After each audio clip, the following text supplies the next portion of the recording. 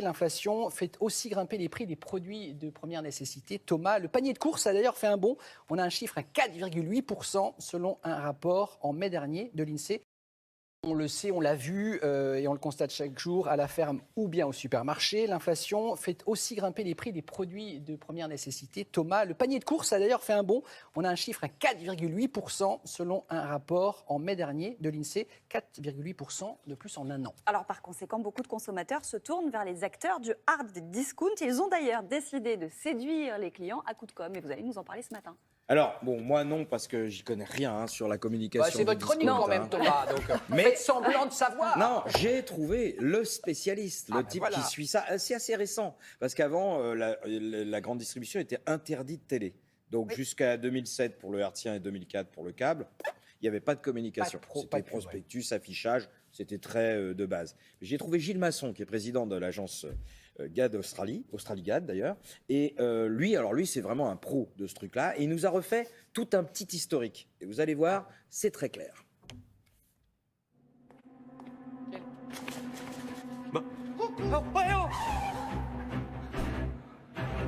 Bonjour Gilles Masson. Bonjour Thomas. Au début, la communication du discount, c'est quoi?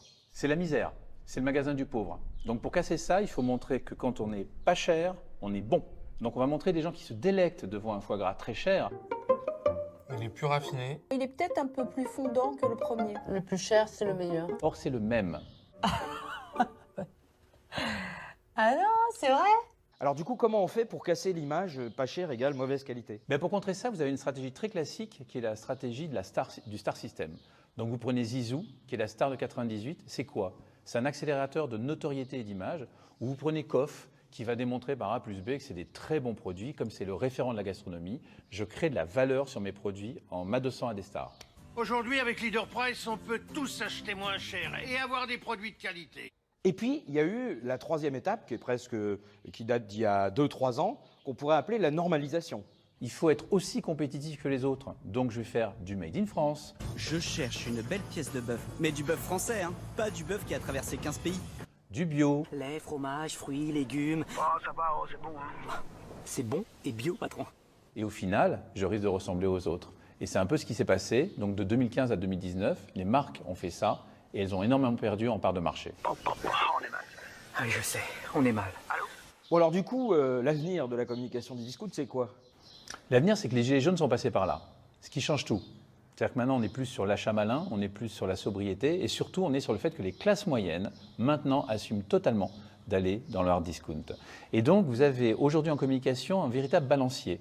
Vous avez soit des marques comme Action qui vont faire un film quasiment misérabiliste, où on va montrer des cartons dans des camions, ce qui n'intéresse pas forcément les consommateurs. On va montrer des gens qui sont très fiers de faire leur pub eux-mêmes. Et nous avons tourné ce film avec nos propres employés. Pour un publicitaire, c'est presque gênant. Ça, c'est la première partie.